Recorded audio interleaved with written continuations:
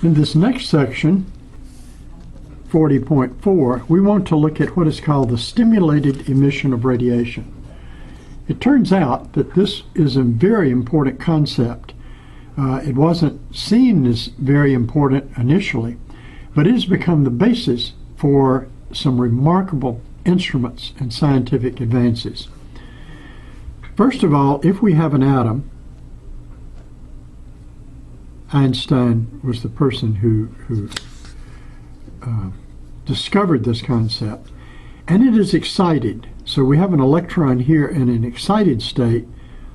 The electron has jumped up here and it's in an excited state. Then that takes a certain amount of energy or frequency of light.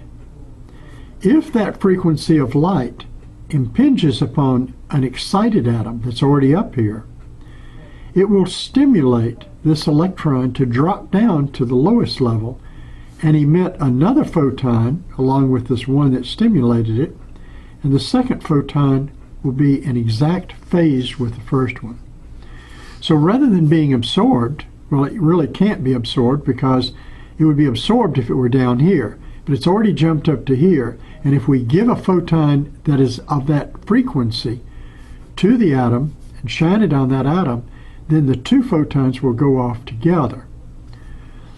Well, how could we make these photons all be in exact phase with one another?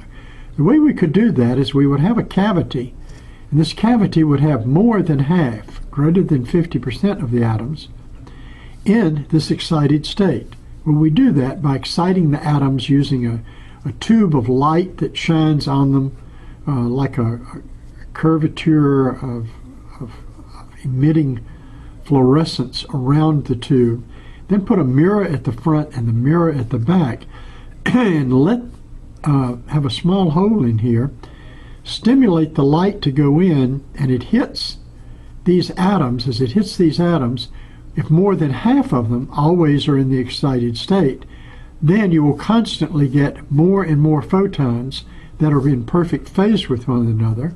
If there's a hole in the end, that in-phase system of photons will come out together, and we can make light where all of these photons are in phase.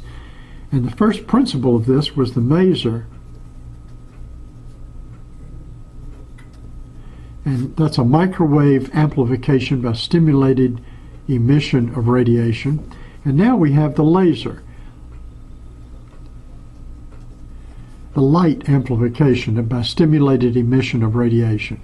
And lasers, of course, are extremely important. They're used in fiber optics. We're used to cut things. They're used in surgery and medicine.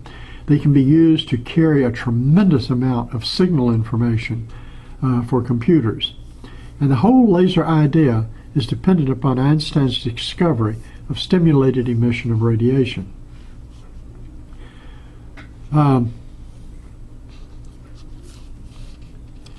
I have here also that X-rays were discovered by William Röntgen by hitting electrons on a metal target. We will talk about that at a later time, but originally we didn't know that light consisted of X-rays also, and of course that gives us another type of electromagnetic radiation. So the whole idea of the laser comes from Albert Einstein, who discovered this concept, forwarded this concept or theory of stimulated emission of radiation. And it is really strange when you think about it.